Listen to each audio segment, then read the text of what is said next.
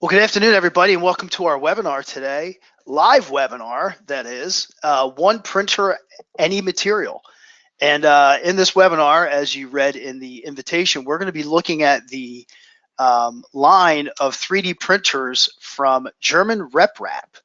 My name is Rob Romanowski. I'm the Director of Sales Operations with 3HTI. And we have two guests today to guide us along. One is industry expert Bo Such, 3D printing expert who is also representative with 3HTI.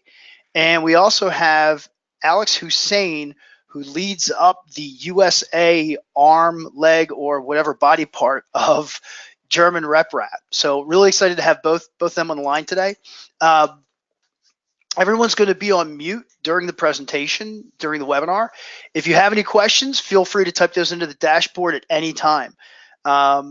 This is our third webinar that we've done, and I will say from the previous two, there's been a lot of people engaging with questions and answers. So we're trying to get done within a half an hour, but there's no rush on it. So last week we went over, almost close to an hour because of all the questions that were coming in, and these were very good questions. So if you want to stay on the line and engage, great. If you have to drop off and you want to, ask us a question after the fact, we'll give you our contact information, which actually Bo has up right now. So I'm going to ask a poll first, just to get an idea of our audience, just to understand what are your current 3D printing limitations. Maybe you're on this webinar just to check out a new technology or whatever, or maybe you would like to be able to use a lot different types of materials. Maybe resolution and accuracy is a limitation for you. Maybe it's your build size. Maybe you're limited by your build size. Whatever it is, if you have a current limitation within 3D printing, let us know what it is. Unfortunately, there are no prizes. But anyway, these seem to be the most common ones.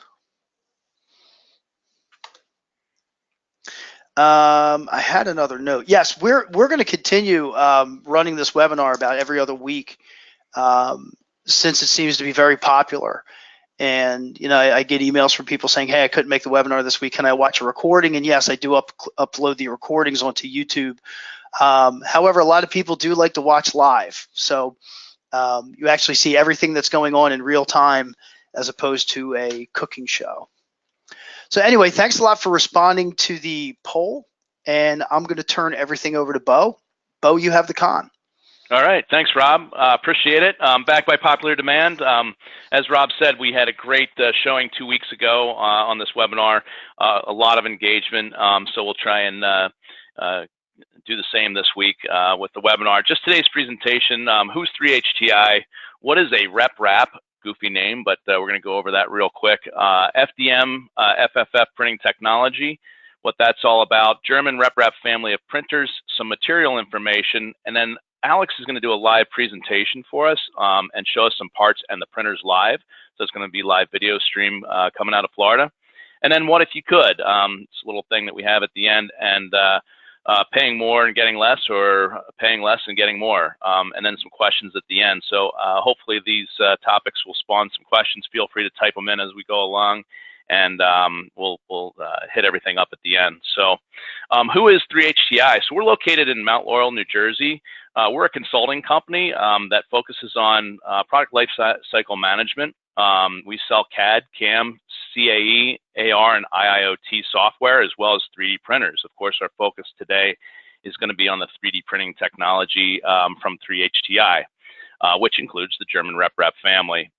So moving on, what is a RepRap? I thought this was the goofiest name when I first heard it a couple years ago.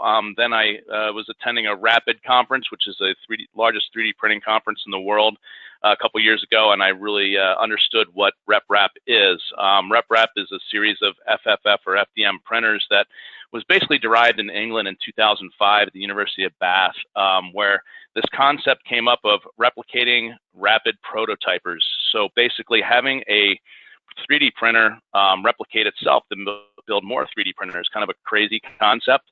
And it was all revolved around 3D printers coming to the world at a lower cost, not only on the printers themselves, but on materials, and expanding and opening up printers to open architecture, as we call it, where your printer can use a variety of materials that are out on the market versus a locked printer that can only use materials from that particular manufacturer. The family of printers we're going to talk about today are fused filament fabrication, FFF printers, or otherwise known as an FDM printer. They have the most options today. I've sold SLS printing and resin-based printers in the past. This particular product has the most options of materials out on the market today. So what is FFF and FDM? Basically, they're printers that extrude a material through a hot end tip and basically build layers onto a build platform. Build platform is usually heated or a heated chamber to control your expansion and contraction of your materials, which leads to increased accuracy. It's clean, it's easy. It can be used in any environment. You can have one of these sitting on your desk in your office. There's no fumes coming off of it. There's no fume hood that needs to go over it. It's inexpensive. The materials and the machines, that's all along the RepRap philosophy. Strong usable parts, end user parts, some of the most widely used end user parts in the industry today coming off of 3D printers come off of FDM or FFF technology. So fixtures, tools, and jigs that are strong as aluminum, accuracy down to 50 microns, and a largest variety of materials, again, that's available on the market today. You're not locked down to 4 or 5 materials by the manufacturer that you bought from. The first lineup of printers in the German RepRap family is the introductory level X400. I say that tongue-in-cheek introductory level because, as you can see from the build envelope of 15.5 by 15.5 by 12, it's not a junior size build envelope, nor is it a junior or introductory or hobbyist type printer, all made of stainless steel. Not only the print heads, but the construction of the machine itself, and very, very stable, heavy, accurate, and it's an industrial series. Materials, you're running 8+ materials on this machine, everything from PETG, PLA, ABS, ASA, carbon-filled nylons, and a newer material from DuPont called Zytel PVA, which is a flexible type material, and your PVA, which is your dissolvable support systems. Industrial design, great product that is going to come in at a price range of $15,000 to get started. So you can get into an industrial grade printer at a low cost, close to a hobbyist printer price. Next along the line is the X500, coming in the $42,000 price range. Most technical product available from the German RepRap family. Again, you look at the build envelope, quite large at 19.7, 15.7 by 17.7. You can build some pretty big geometries inside this machine.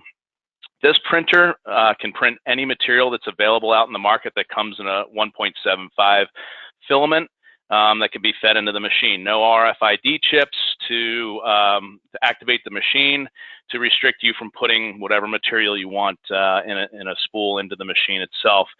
Great resolution on the machine. Heated bed to 120C.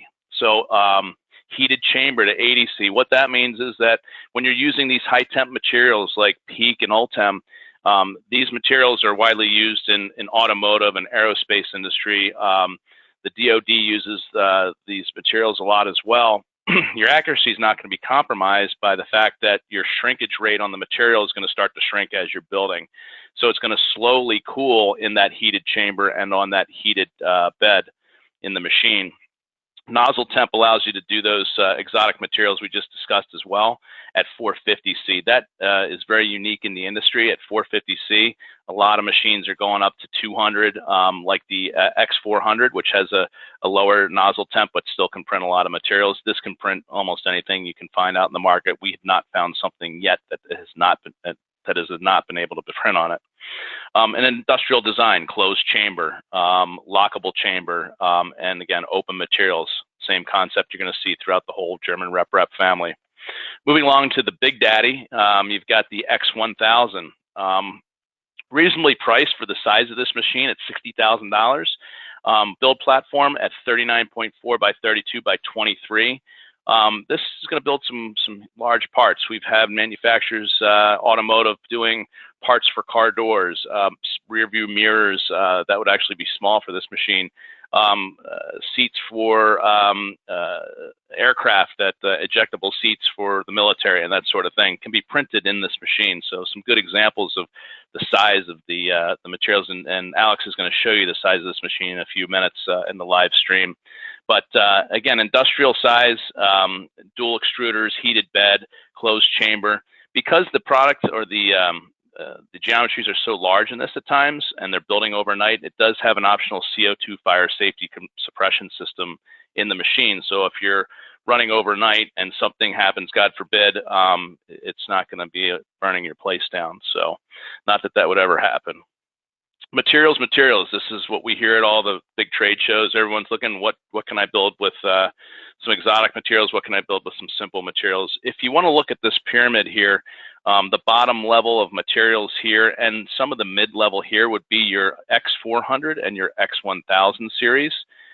Because they don't have the high temp nozzle and the high temp chamber on it, you're going to be kind of not restricted, but you're going to be in this level of the materials out there. The X500 is everything that you see in this triangle is going to be able to be printed on that machine. Typically, you're looking at a machine that can do the whole triangle per se. You're going to be looking at $150,000 to $250,000 machine. X500 again, right around the $42,000 mark. Current players in the game. If you look at all the lineup here, you may be able to identify some materials that could apply to some applications that you're either doing now or would like to do in the future. X500 can do all of these. The 400 and 1000 can do most of them. A little tidbit up in the corner here, upper left-hand corner, the stainless steel. We'll get to that in a few minutes, but that's something that's very unique in the industry we're going to talk about at the end. So the rules of the game, basically, again, you've got your pyramid. You're coming up from the bottom, 400 and 1000, and then getting up to the top, your X500. So German RepRap materials are noted in the red. So pretty large scale of products and breadth of product out there that can be run on the machine. Software. Software really makes a difference. When you have a 3D printer, it's one thing, but what 3D printing software controls is every aspect of your 3D print.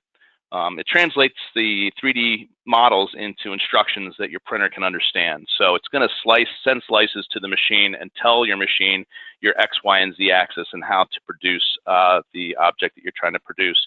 Better instructions mean better prints. So to that point, 90% of experts agree that 3D printing software has the greatest impact on printing quality, even more so than the 3D printer itself. In addition to that, the Simplify 3D program that comes with these machines allows you to print in batches as well, which is unique out there. And there's two forms or two prongs of printing in batches. One is that you can program the machine or nest the products in the software or the geometries to be printed in 10, 20, 30, 40 batches at a time. It can print one at a time individually, full, or it can print one layer at a time and do all 50 at the same time. What that means is you can program the printer to print one, let's just say it's a grommet for something that you need in your production line. It can print one, send this message to your smartphone, say that it's ready. You can come over to the machine, take one off, stop the machine, take one off, start the machine up again. It's going to continue to print the rest of the parts that are on the machine that you've told it to build. So great software for printing one part or printing 50 parts at a time. So now we're going to our demo. I'm going to introduce Alex Hussein, who's going to be looking at the product's live stream. So go ahead, Alex. All right. Can you guys hear me okay? Can hear you, but we can't see you yet. There we go. Okay, So by the way, there's a little bar between the presentation deck and Alex's camera feed. So if you want, all you have to do is kind of drag that bar down to get a bigger picture of Alex. There you go. That's what everybody needs. All right. Looking good. So let me. I'm going to start here and show you guys a little bit about the X400. So This is just in our shop here. We have all the German RepRap products, including some of the original models. So you can see an older version of the X400 there. This is the latest and greatest. This is the X400 V4. This machine is really a fantastic unit for producing FDM parts. As you can see here, large pieces are no issue. So this is something obviously we've printed earlier, but just to give you an idea of the scale of what this unit can print, we're talking about pretty large parts. Inside, one of the things I always like to show folks is the quality of the construction on these machines. So I know it can be a little bit hard to see on the web. I'll try and get in there a little bit. But these are our hot ends here. So these are an industry standard hot end. They're called an E3D V6 hot end. What that means is, any components you need, spare parts, all that sort of stuff, they're all based on things that are going to be easy to find out on the internet, perhaps from other local folks that who are doing 3D printing. And it allows you to swap in the latest and greatest things. So one of the things that we're doing a lot of work with now is like really composite materials, those that are filled with like glass fibers and carbon fibers, things of that nature. When those first came out, there was no real solution on the marketplace on what to do with that. And the open marketplace found or created hardened nozzles that we can use. We use them now, of course, stock on the printers. But when they first came out, we could still swap that in on the machine and test these new materials from the very beginning. One of the things that we do at our organization here in Miami is we're actually a material development partner with both Dow and DuPont. So as these new materials come out, we test them here, we qualify them on all the German RepRap machines, and we help with providing feedback and the R&D process and all that sort of stuff. And we use these units for that. They have these same type of machines in-house. The main machine that we use for material qualification is going to be our X500, which I'll show you guys in a moment. Just a couple other things that kind of separate the X400 from, let's say, like the consumer level, even the high end of consumer level 3D printers. We've got a touchscreen display down here. This is all network connected. So from any PC on your network, you can connect up to the printer. You can set up a print queue. You can monitor what's printing. You can control the temperature. You can do just about anything you want from that web interface. You also notice in the back here, there are these like two things back here. They look innocent enough, but what those are actually filament out sensors or filament tracking system. So what that does is as you're printing, it's watching the filament and it's predicting how much speed the filament should move through those sensors. If it senses it slow down, if it senses that you run out of filament, it'll automatically pause the printer, which helps you to identify any type of jam that might have caused an issue with your 3D print. It can identify a clog that you might have or curling on your part. It'll also identify if you run out of filament. So it'll pause the machine and you can pop in a new spool. So it's little things like that that help to take this machine to that next level so that you're not messing with kind of the little stuff that folks are used to like fighting with maybe in the consumer 3D printing market. So I'm going to walk you guys towards the back of our shop here. We have the other two units.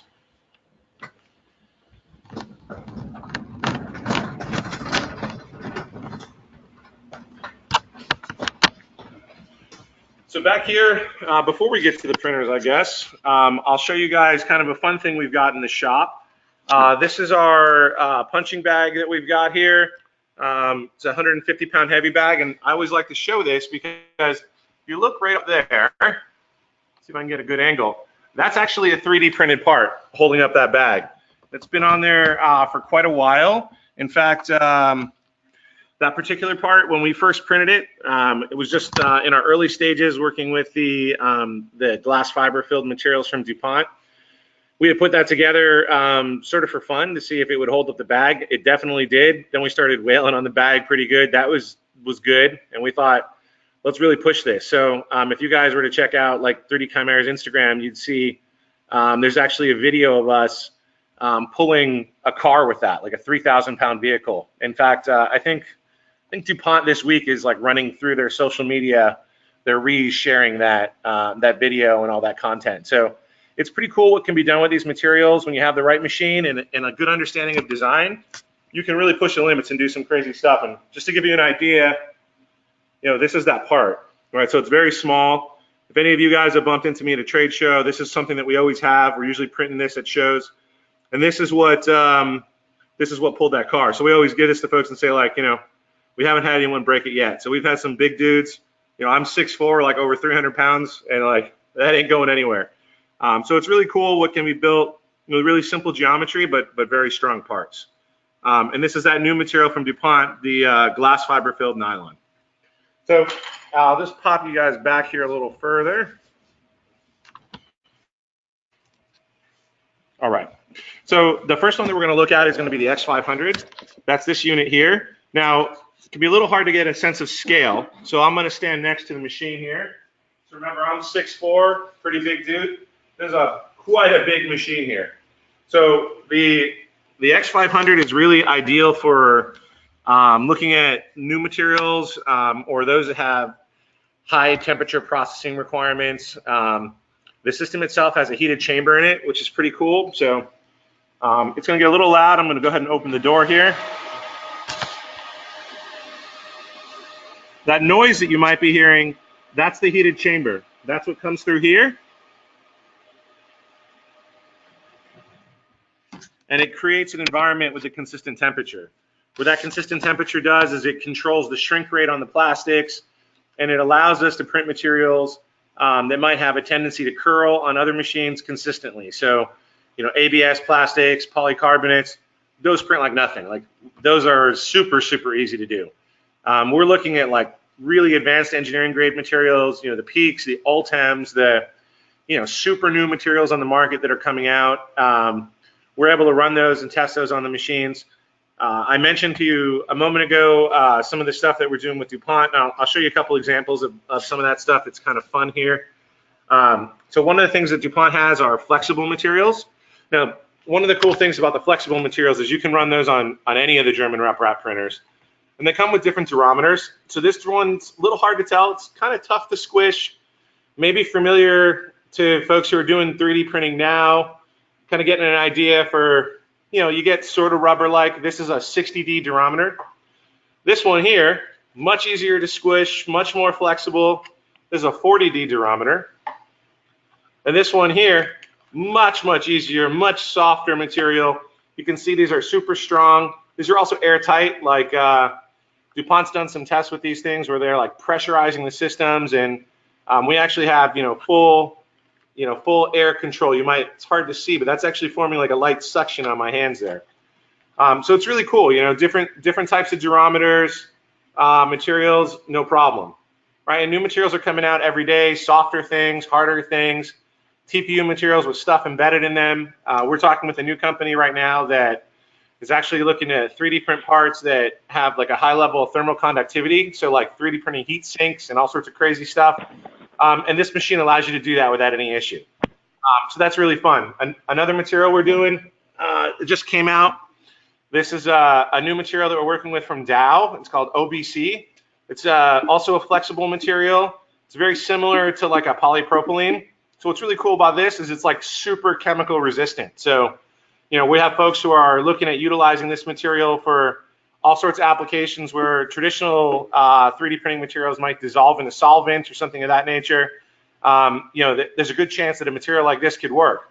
And again, these new chemistries, new materials are coming out every day, and finally the 3D printing industry has moved beyond like I think where there's a lot of hobbyists kind of working, and we have true polymer scientists at like the world's leading plastics companies, whether that's Dow or DuPont or BASF, Solvay, all of these big companies that you guys are probably working with in injection molding. They're now getting into the 3D printing space, and they're developing new materials. And usually they're utilizing a German RepRap 3D printer in their shop. Typically it's this exact model, the X500 that they're using to do all their testing. So it's a nice ecosystem. The reason they choose German RepRap is the machines are totally open material, the parameters are totally configurable, and the machines are just like, they're built like tanks. I mean, you guys are familiar with German engineering. Typically it's like way over engineered, super robust, gonna last you a lifetime. That's the case with all these machines. They're super strong, they're super well built. You never have a concern of, the quality of a stepper motor or a belt or some component inside. Everything's machined aluminum or steel.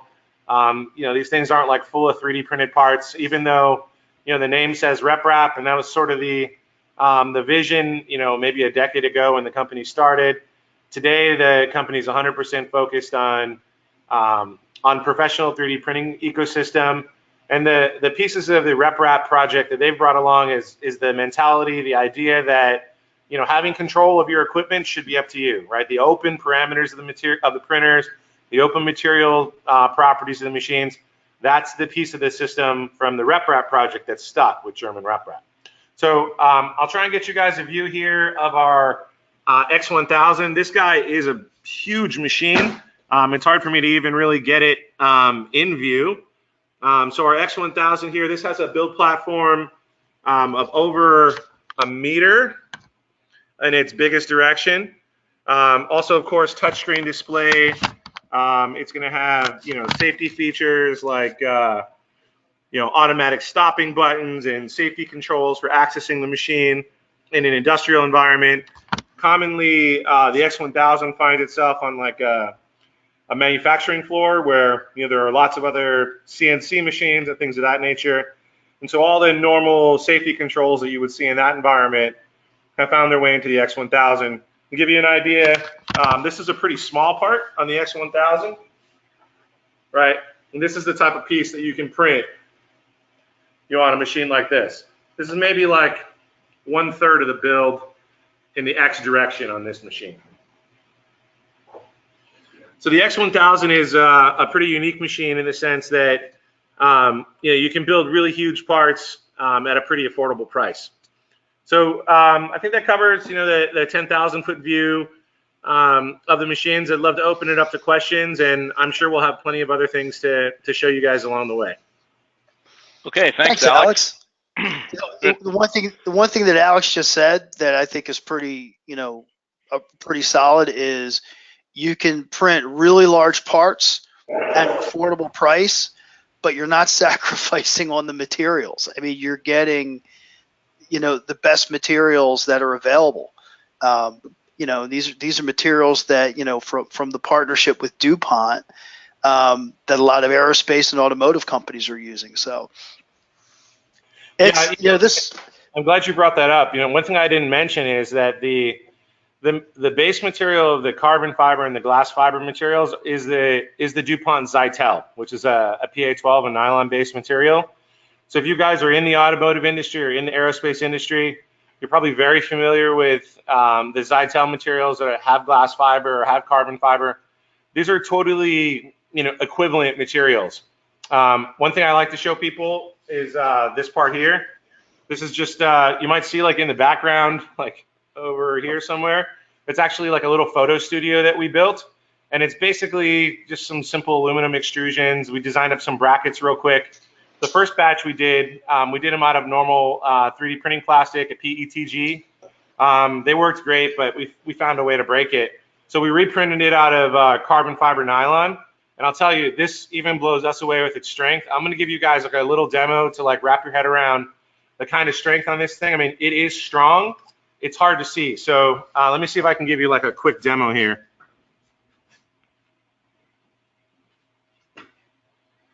So the first thing I'll show you guys, this is the part here. Somewhere you can see it. I can stand on this thing. Like, I'm a big dude. No marks, no issues. Wouldn't do that on like a PLA part. It's also extremely tough material, right? Just like you see in industry. So I've got like a rubber mallet here. Give this guy a good whack.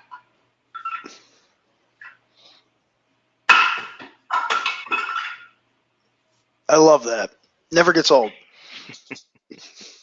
Here's the part. Let me see. Barely a scratch on it. In fact, you can see right here, there's a little mark.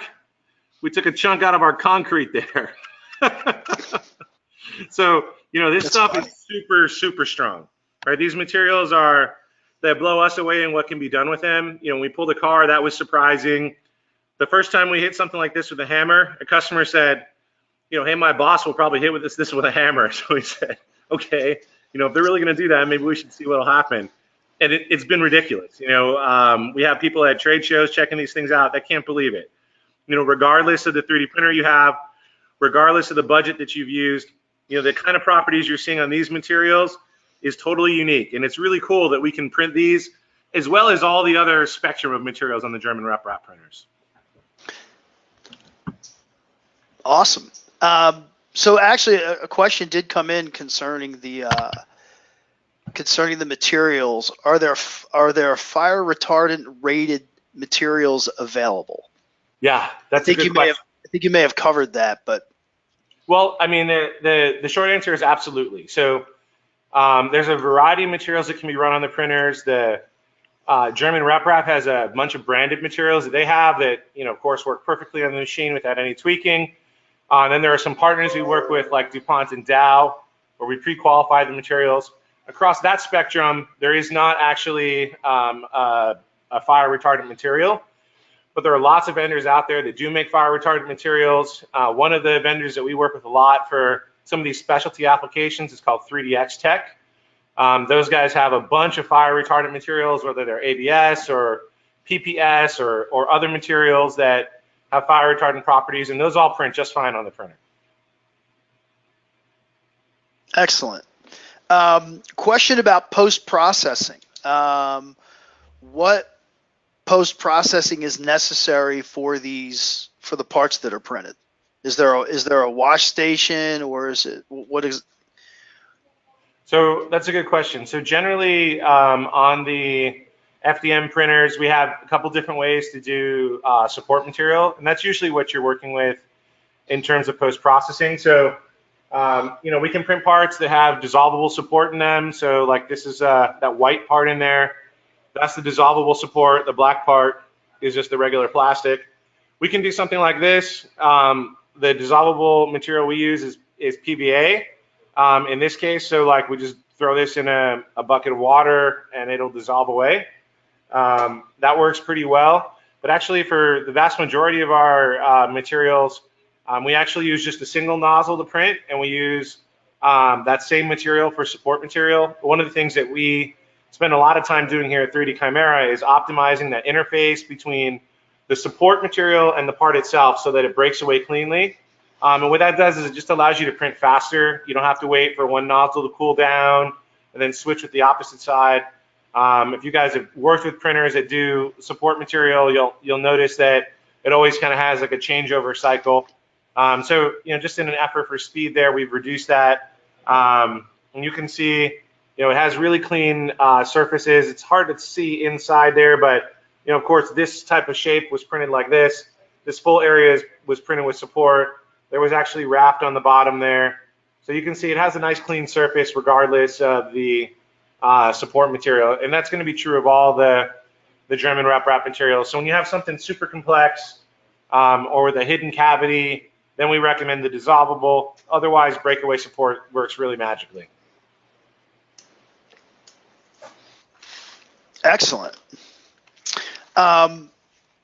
Somebody else asked a question that if they currently have a printer that is not a German RepRap printer, and they have materials for that printer that are fused filament, can they use those materials on the German RepRap? For sure. Yeah, absolutely. So as long as the material is 1.75 millimeter diameter. So there are some printers on the market at the consumer level that run like 3 millimeter filament. That's a slightly larger diameter. It's theoretically possible you could run it on these printers, but it would require a bunch of modification. So we always recommend if you have 1.75 millimeter filament, no problem.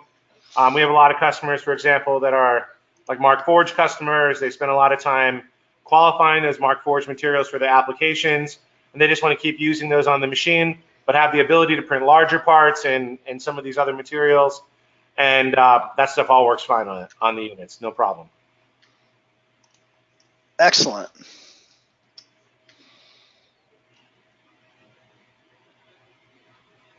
Rob, do you want to roll through the last part of the presentation, and then we'll do some more questions at the end? There's a few more slides that we can go through real quick. Yeah, go right ahead, Bo. Okay, if you want to flip it back over, hopefully everyone can see my screen. Absolutely. There you go. Okay, so the last part is the what if you could sort of section of our presentation, and a lot of people, we get the question of, hey, do I have to buy a separate printer for my metal and for my plastic? And the answer is always yes, but up until today, the answer is no, you don't always have to buy two separate printers. The X500, out there in the industry, you're seeing metal only FDM or FFF printers that are out there. They can only print small metal products that are no smaller than your thumb and no larger than your fist. So very, very limited, and at a cost of about $150,000. So when you're looking at that and saying, hey, I just want to dabble in some metal and I have a few projects that I want to do, but primarily my printer is going to be used for plastics, we've got a solution for you here. It's the X500. It's the world's first hybrid plastic and 3D, plastic and metal 3D printer. So basically you have a filament that of course it runs through. You print your product and it comes out in a green part. The green part is then debound, and then you have a brown part. After that, the brown part then goes into a sintering process, which fires it. You tend to get 16 to 20% shrinkage rate on that, but the software accounts for that, so it's all programmed in. And then the metal part comes out at the end. This would be a stainless steel metal part from BASF that this is able to produce. The only side note is that currently right now there's not a solution that we offer for the debinding station and the sintering process, but we offer a service where your part would be sent out to a service where they do this stuff every day, day in and day out. They're experts at it, and they'll be able to send your metal part back to you. Down the road, these sintering ovens and debinding stations, in fact, they're available today. If you go online, you'd be able to buy those separately from, you don't have to buy them from the manufacturers that are selling the complete system. So that'll become more prevalent as time goes on, and it seems like that's weeks and days even. It just seems like everything's happening so fast in the 3D printing industry. So great hybrid product there. Why pay more and get less? A lot of the 3D printers out there that are printing the plastics with a smaller build platform are in the $75,000 to $150,000 price range, and even in upwards of $250,000. Limited materials, and they're a closed system. So our kind of question to the industry is why? Why are you investing your money in this, where they have limited materials, a closed system where you have to buy your materials, your software, from one manufacturer, from the manufacturer you bought the printer from, and a limited build envelope of 13 by 10.5 by 7.5, very, very small for industry. And they call these industrial grade printers. Software is typically non-transferable cloud software. So if you ever wanted to move locations, it's very difficult to do this. If you have one from one plant to another, or eventually down the road sell your product, it can be difficult because it's one license to a cloud situation, and they try and keep you locked in. And you must pay a premium on the materials. Typically, it's 50 cents on the dollar for the materials, or even greater than that. Or I'm sorry, less than that for materials that you can buy in the open market for the Mark IV, or for the German RepRap printers that are out on the market today. So again, you're saving money not on the purchase or the investment up front, but on your materials and your day-to-day cost per part for day-to-day use. Once more, just a quick lineup, a recap. Introductory level at $15,000 for the 400, $41 for the X500, and $65 for the X1000, which you just saw from Alex. Thank you, Alex. And all have all the features that a high-end $100,000 plus machine offers out there today, but with the versatility of having open materials. And the other thing I was going to say about to that point with the higher end machines, if you want to add another material to your capabilities, there's an additional cost to unlock the machine. Unlock the machine and set up the machine so it can handle that. And this will do it all. As Alex said, if it's 1.75 millimeters in diameter, it can print it. Yeah, metal absolutely. or plastics. And again, it's all under the theme. That's why we covered the name German RepRap and the lineage behind that. And it's basically offering the world options when it comes to 3D printing versus closed systems, which you find everywhere today. If you own a 3D printer, you know what we're talking about. And you're locked into only materials they have, and when they come out with a new one, it's a premium, thousands of dollars to open up your machine to do that. And that's kind of the Trojan horse in buying 3D printers today, which German RepRap has eliminated from the market. This is the next, if you think of the computer industry and computer software, people don't like to be locked down. Computer companies or software companies tried that in the past, and then they started to open things up. We start to get a Windows-based system where it opens up to, or the Apple, sort of scenario where you're open to different apps and you can run different things on your smartphone or your smart tablet. You're going to see the same thing happening in the 3D printing industry, where companies like German RepRap, and they're the first to do it, are going to start opening up options and giving their customers options. And it's something that everyone's been seeking for a long time. So we'll go back to some questions. Technology, materials, applications, and Rob will let us know if some more come in. Yeah, the question came in about the carbon fiber part that Alex was showing. They wanted to know what position, how was that, I guess, part formatted when he printed it? It was printed in this orientation, so the layers were built like this. If you look carefully, you can probably see a little bit of an artifact of the layers there going that direction.